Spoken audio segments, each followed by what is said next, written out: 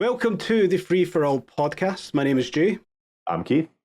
We're going to talk about life. Two guys from the complete other side of the pond. I'm over here just outside of Edinburgh in Scotland. I'm in the middle of the States in Wisconsin. We've known each other for a few years. We get along like a house on fire, similar interests, similar hobbies. We're just going to talk about life in general.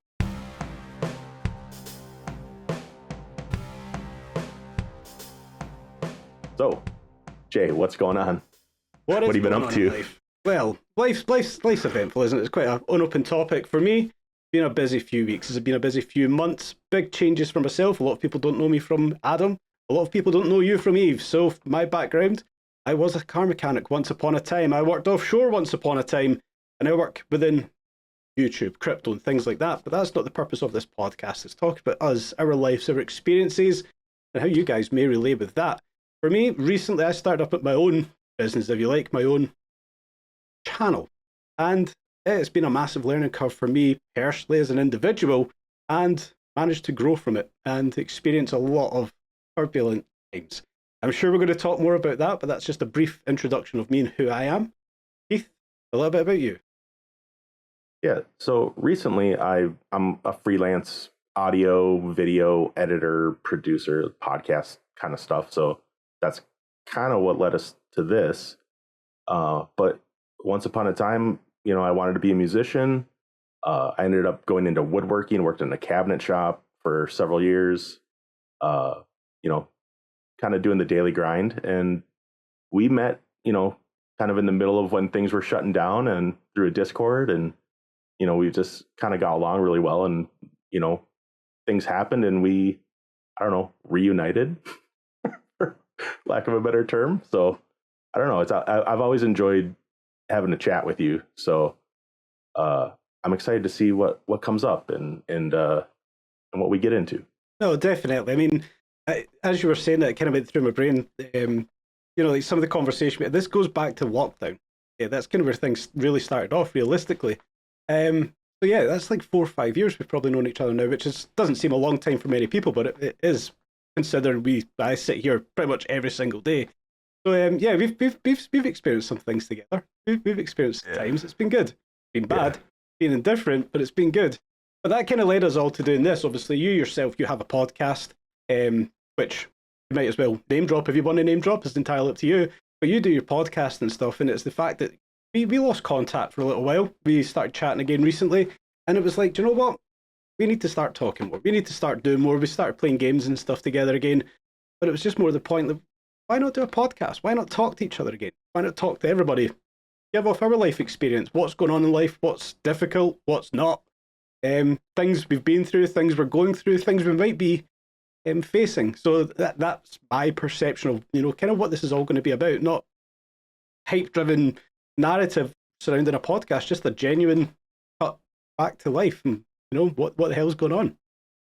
Absolutely. I mean, I think that's like we're so in sync when it comes to that stuff. Like we haven't really talked about this more than a couple times, but we resonate with each other where that's almost all you need sometimes is just a little time to say things out loud and bounce what's going on with you off of each other. And I think the fact that we met during a time where we were probably both isolated, and we found community, and it, then we kind of drifted, just because of certain things and life happens. But I've lately been really thinking of the importance of community or, in relationships and stuff like that. So being able to get out of my head is scary, but it's necessary, right? Like you get that tension and instead of just spinning in my head, I ramble out loud. And usually every now and then someone's like, oh, that was a really good point. I'm like, yeah, thanks for giving me 16 minutes to ramble to get to it. But yeah, I've done a lot of growth over the last, like since I met you until now. I feel like I'm a same but different, right? So lots of transitions happening, and the fact that we kind of got back in touch with each other, it's because you're going through a transition. And there's something about seeing somebody, especially somebody I know like you, taking control of what's happening and leaning into the agency and building something. And so I know that's what's going on in the background for you for work. And I'm glad that I can kind of be there to support it. But in another way, like, I'm more into the how's it going with you? How is not necessarily what you're working on, but how you're working on what you're doing. I love talking about that stuff and breaking it down. So I don't know if you want to get in anything in specific, but yeah, I'm not going to go into the ins and outs of it. It doesn't need airtime. It's what's happened's happened. We move on from things. You know, it's a circle of life. You're not going to be in one place forever, and you know it's perfectly natural. For me, it was a very quick learning. So, you know, go back to the past life. I worked with Tesla, and I gave up the career to take on something completely different, something completely ambitious.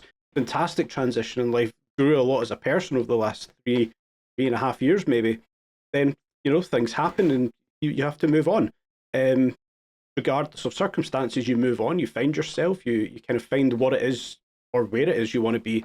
And for me, it was exactly where I was. Just it looks a little bit different now.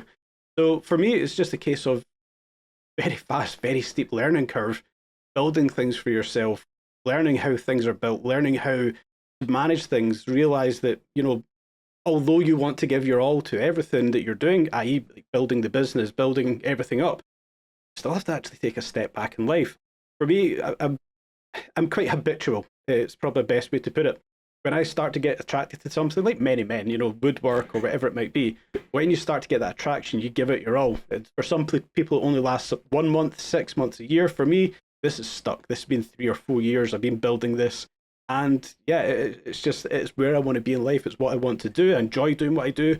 And to have it in my own hands now, essentially. And then be able to take that step back, watch things grow by itself. It's been a massive learning curve.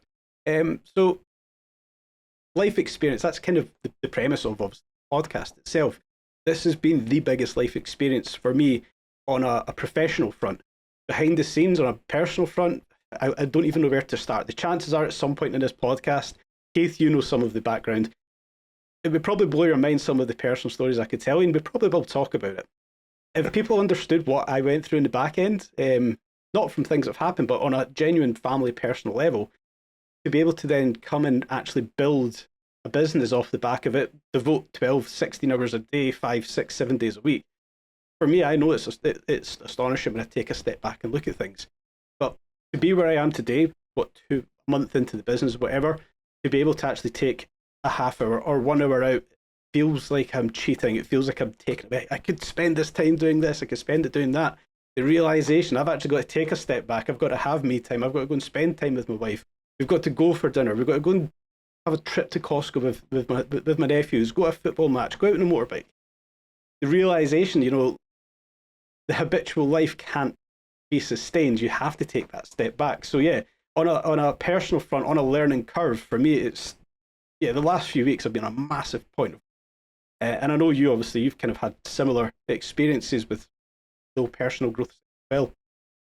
Yeah, it's funny because I'm very similar, but sometimes like on the other side of the spectrum with that, my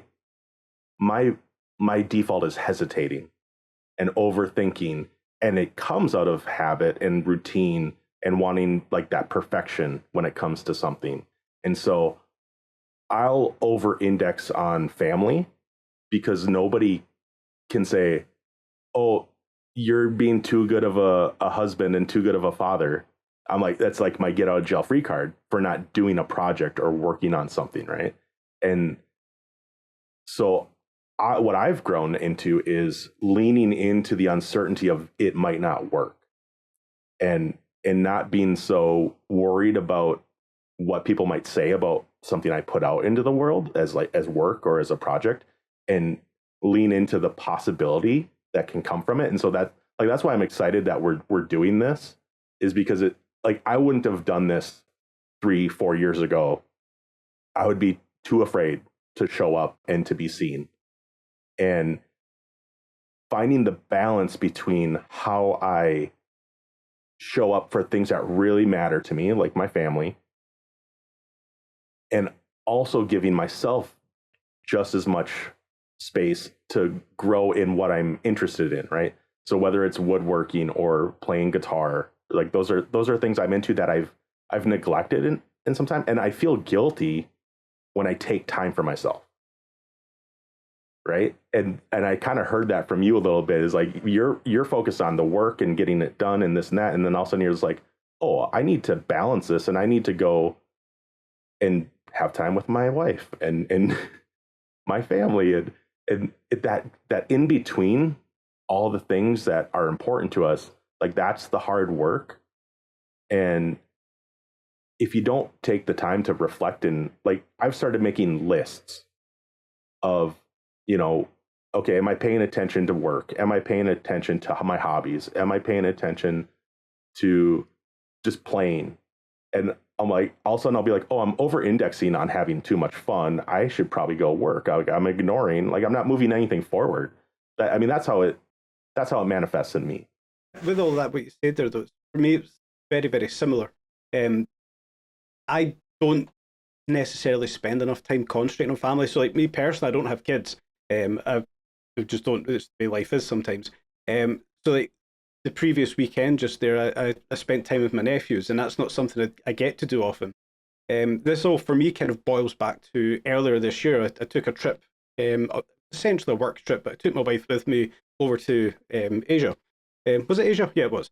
And we were there on holiday, but I worked full time over there. I spent 3 days away at an event, came back, and even when we were out relaxing, we went to the beach. I had my laptop and I was still working side of the beach. And she was looking at me. She's like, "What the hell are you doing?" And I was like, "Oh, I've got to work." And this was not when I had my own business. Just for clarity as well. Yes. It was a case of like I have the necessity. I have to get this done. If I don't do it, nobody else is going to do it, kind of thing. And that's the way my brain constantly works. Even if we're in the house and I could be sitting up here and I know there's a stain from the cat bowl when we fed cat food earlier and it's on the kitchen bunker. That's in my head right now. I know as soon as this finishes, I've got to go and clean that. Or that's just the way my brain works. I'm like you, I'm an overthinker, and everything sits there. I'll go to bed at 2, 3 in the morning, and I won't go to sleep till 5 because I'm thinking of something that happened at 8 o'clock the previous day. That's just the way my brain works. I'm much like you. I mean, this should probably, if it wasn't already taken, be called the Overthinkers Podcast. But unfortunately, that name's already taken.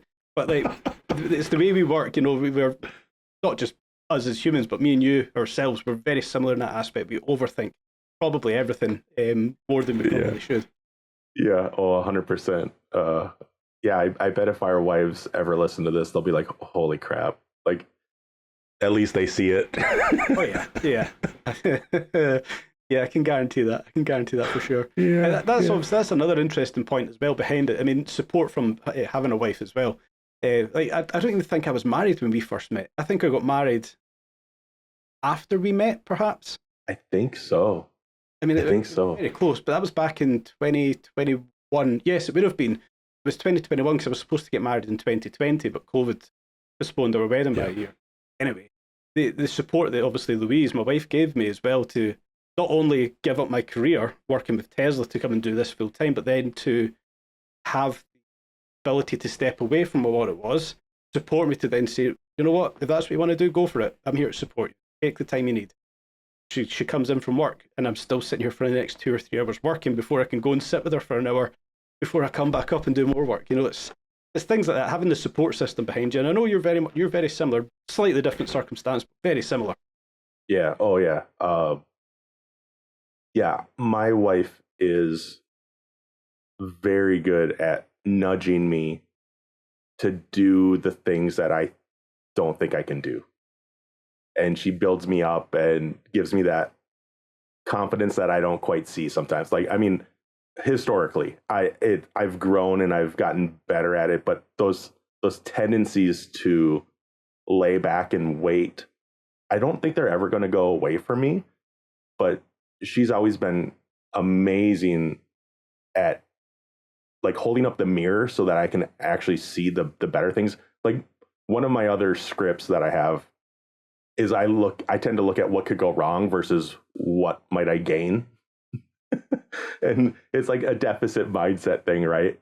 But I'm slowly working towards, after I think that, I go to, okay, wait, what do I have to gain if I do this? And turning that signal that I get to kind of withdraw, I've started turning that into like the little bell that says go and do it anyway. Like feeling unqualified is usually the signal to me of like, now it's the signal of, well, if you do it now and it's not quite right, then you're closer to doing it right the second time, kind of thing. So just don't necessarily always need the external motivation. I'm trying to integrate the internal thing of getting up and doing it, because I'll do almost anything for somebody else. But when it's my idea and something that I've been thinking about, all I do is think. I don't necessarily put it out. And so a common thing for me is like with this, it's like I can say something out loud and that makes it a little more real. And then I can, if I say it here, I might be a little more on the hook to actually do something about it. Oh yeah, the pressure comes on when you talk about it on a podcast, when it's out there, pressure's on. Yeah. But even the aspect of coming to actually do a podcast. Full disclosure, we don't know what we're doing with this podcast. This is like a free for all, as it's so adequately titled. It's just to come on and express ourselves. So to even come on and actually have the ability to come on here, structure out what it is we're going to talk about. Obviously, there's going to be days we know exactly this is a topic. This is what we want to come on. Something's happened. We have to come on and talk about this. We maybe have somebody else that wants to come on and we talk to them about stuff. That's all things we can work about. But even to have that inside of you to be like, right, I need to go and sit here for the half hour, the 1 hour, whatever it is, and build this together, construct this, keep people who want to watch engaged, want to tune in for the next one. These are all things that build so much pressure in the back of your head, and it all circles back to the overthinkers. Like, okay, we've spoke about that. Is that enough for everybody to listen to? Is that enough for you guys to be engaged? That people want to listen. If you don't, you're going to switch off, and that's not what anybody wants. So that for me is obviously, it circles back to what we spoke about, being the overthinker. All of that throughout this entire recording session we've done so far has been in the back of my head. Does anybody care what's just happened? Does anybody care that I was on holiday? These are all the kind of things that go through my head. It's proper overthinkers podcast, but that name, unfortunately. Well, that'll probably be the name of this episode. Yeah, probably. Yeah. I like it. Yeah. I don't think I care as much as I ought to about that. And I want to tell myself it's healthy to not care if anybody cares. But that's not reality. Like you need to come to something with a level of providing value. That's how I get back to like, oh, right, this is not just in service of myself and some, I mean, there's no way it's a vanity project. I mean, look at me, right? Like, I'm not super vain. But I've learned that sharing conversations like this are a great way to provide value for other people, because they can join in the conversation. They can get, in touch with us somehow. And whether or not they're directly commenting to us, something's going to spark in their head, and it'll help them get a little further along in whatever they're seeking to do. So on that kind of thing, like the way I kind of look at myself, and whether it is vanity or not, I'm a man's man. Okay, I'm not an emotional guy. I don't talk about emotions, things like that. It's never been me. It's not in my being. Things happen in life, they build up on you, and I'm the kind of person that I just build everything up to the back of my head. One day it will explode. I know that. One day it'll happen. I'm the kind of person I just shove everything back there, wait for it to happen, and just kind of get on with things. But that would be probably the ultimate goal for me with what we're doing with Free For All. If it takes for one person to watch and be like, do you know what, that guy fucking understands. He understands me. He's on the same wavelength as me. He's kind of going through maybe the same thing I'm going through, or a similar life experience. that makes it all worth it as far as I'm concerned. And I know that's probably what people say, but it's the truth for my thinking of where I want to be with this. It's a sit back, chill out, relax, and listen to two guys that are probably going through, or one maybe going through something similar that you've been through. You don't want to talk about it. I'm the kind of person, I don't like talking about things, but if I hear somebody else talking about things that going through something similar, like, that guy's on my level. I understand that, and I can listen to how he's going through it. I can listen to how he's managing, certain situations, and just know that it's that age old story, the soppy shit. That you're not alone with that kind of stuff, and it's something being a man's man. It's you just don't accept to kind of think about. So yeah. Yeah, we'll work on that. I mean, because I think I'm similar, but I'm sensitive. I'm sensitive as hell. And I don't necessarily like showing it, but I also don't like hiding it. So I think you hit something head on there, where the reason people might say the same thing of like, oh, we're just looking for community or looking for someone to talk to, because that's what people are looking for. Like that's it's lacking. And I know people are talking about, because I see it on a lot of other shows and podcasts that I listen to, is like, where's the foundational support that people need? People need community. so and I guess it goes back to what I said earlier, is like, my default is to wait and hesitate. That's not a way to go anymore. Like, there's no sense waiting for something to drop into your lap. It's kind of like, not manifest, but that's the only word I can think of right now, is like choosing, like I've seen you do over the last couple months. You've had circumstances happen. You didn't necessarily choose for it to happen, but you responded by saying, all right, this is what I'm going to do. It's always more fun when you are the one that decides to make the change, but life happens, right? So I want to be more and more in the lane of, oh, I chose to make that pivot, I chose to make that transition. But we also want to be resilient enough that when things happen that we don't expect, that we can respond instead of react, right? Like you said, like, I don't want to just blow up when something goes wrong, and because I've been holding it all down, right? But finding community or something so that you don't necessarily have to wait and let things happen to you, being able to say out loud, oh, this is what I said I wanted to do if I had time to do it. And then someone else to say back to you, oh, so are you going to do it? you know? So to circle back to a few things you said, I think we're kind of the same, but also completely separate, completely different. So for me, I'm not the most sensitive person. Like, I hear things, I take it in, and again, it gets pushed to the back of my head. But you go and put me in front of Marley and me, I'll bring a tear. That'll bring a tear to my eye. I'm not a crying guy. That'll bring a tear to my eye. We just watched Yellowstone, and we're now going through the prequels. So we've done 1883, and I won't say anything in case people are watching. Spoiled it, but they've No spoilers. episode, and I seen what happened at the end. I genuinely had a tear in my eye. Like, I could feel it, and I was like, "That's my level of sensitivity." But if somebody comes up and says a bad thing to me, yeah, water off a duck's back. It just doesn't get to me.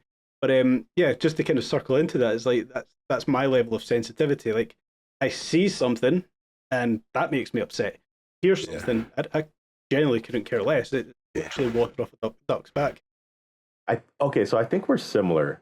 Like, I try not to get upset with negativity.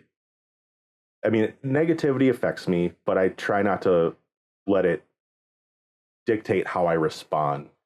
But so this is fun. I didn't think this was going to come up, but like, I watch lots of things on YouTube, right? Lots of podcasts. I think it's a good platform in many regards because there's lots of free information.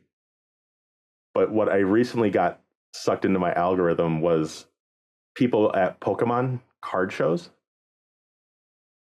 And they're just so nice. They're so nice to these kids, giving away free cards free graded cards. And I'm like, oh my God, it just gives me like tingles. I like it because it's the happy things. It's like the nice thing. And we need more of that, right? Like, and so I'm just like, all of a sudden I'm like, I'm not doom scrolling, I'm like joy scrolling, like seeing all these people just spreading happiness with Pokemon. So on that, something similar for me, not Pokemon related. Like I've seen those kind of videos. They'll come up like a PS5, PSA 5 rated Pikachu, Red Cheeks, or whatever, and they'll give it to a kid. It's only worth 30 or $40. But the kid's day's made. He's made up. He's overjoyed. Oh my God, I've got this. Yeah. For me, on doom scrolling, it's soldiers returning home to surprise their parents, or their children flying from the other side of the world. They've not been in face-to-face contact for a couple of years. That's what gets me. When I see them popping up, that's me done for the next 10, 15 minutes. I'm now looking for the next one, scrolling through them. That's my hook. That's definitely my hook. Yeah. Off the that'll get me. That'll get a couple tears going, stuff like that. Yeah. And the next video comes up. It's a cut from Jarhead or something, and the next doom scroll. Then you're looking at Storage Hunter. And, all right. It's like, put it away. Absolutely. That's great. So something just popped in my head here. Like those happy moments are precious, or might be described as precious. And I use the word precious in my head a lot when I'm making something. So something like this, right? This is going to go out into the world and it might get critiqued. We might get feedback, might be positive or negative. And I've brought up, that sometimes thinking of those things makes me like, well, maybe I won't, or maybe I'll wait. I've started telling myself to not be so precious about the work and to simply start before you're ready, kind of thing.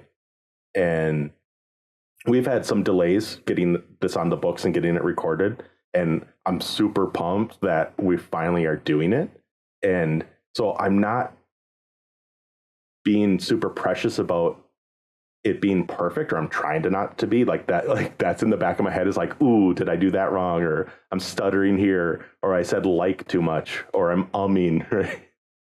Trying to not let that stop me from simply moving one step in front of the next. And so I'm trying to not be precious about the work, but I guess circling back to kind of where we started is I'm trying to be precious about how I spend my time and making sure it's not singularly focused, because I can definitely get like that. Like you said, like, oh, this is my hobby now. This is what I'm focused on. This is what I'm going to do until 3 a.m. Or I put it down at midnight, but then I'm still up until 2 a.m. because I'm thinking about the thing and I can't shut my brain off, So there's like a duality there, or maybe a multitude of not taking the work so seriously, but being very serious about the relationships in which I have and that support me in doing the work, or simply just living my life. Absolutely. So on that same kind of level, like for me, the odd expletive is going to come out. Part of my going to happen. Okay, I'll try not. It's going to come out. And then again, circles back to overthinkers. Am I talking too quickly? Am I talking clearly enough? Because I've got an accent. I fully get that. But you have completely nailed it there. Are we taking care of one of ourselves? Taking care of the relationships along the way? Are we looking after, nurturing the relationships? We never got here by ourselves. We know that. And to be able to be here where we are, like for me, it all circles back to my wife. Like I can't do what I do in life without support she gives, the freedom she gives for me to do that. Like she came in from work an hour ago. I spoke to her for 2 minutes, and I came back up here, and we're in here again.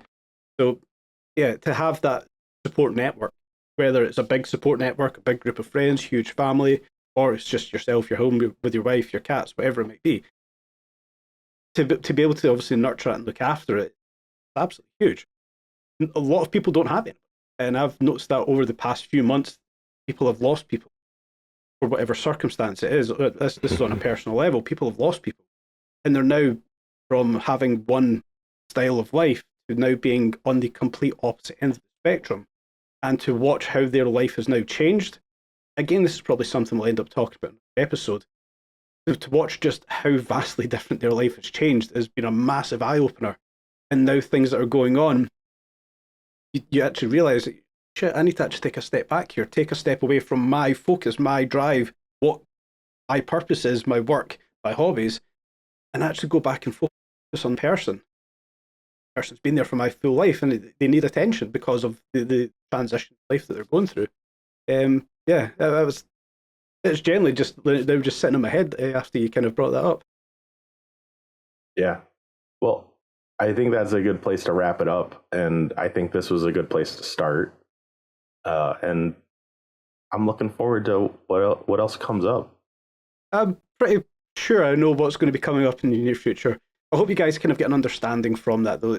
This isn't going to be, I don't know, podcast. It's going to be two guys generally and talking about life, my experiences, my personal experience, goals, expectations, family, lifestyle, hobbies, motorbikes, football, whatever it is, from my side of things, playing computer games. And then obviously the complete other side, we've got over in America. What your hobbies, everything there. I personally, this is something I wouldn't do unless it was something I actually wanted to talk about, because for me to find a podcast, I'm like you, I like listening to podcasts. I like Joe Rogan. I like Bad Friends, Theo Vaughn. These are my kind of podcasts. But if you haven't watched those, well, they're pretty much completely different to everything we're doing right here. And I don't find podcasts like this that I want to listen to that people are essentially on my level. If you know any, let us know in the comments. But to actually be able to be part of it, not understand whether somebody actually wants to listen to the shit I'm going through or anything like that. And obviously the same with Keith. It's the unknown. That's the journey we're going to take on here. Yeah, it's going to be a good mix of similar but different with us. I'm excited. Similar but different. We'll wrap it up there, guys. The very first Free for All podcast. Thank you all for watching. Stay tuned next week or next month for the next one. See ya. I like having all that dark, non-salted hair. I don't go out enough for it to get salted. It's very thick, that's the problem. What do you mean? What are we doing? We're gonna talk. We're gonna talk. We're gonna figure it out. We're gonna find out, and that'll be part of the fun. Yeah, hell yeah. As long as I'm recording everything. Man, that grew legs fucking quickly, didn't it? Yeah.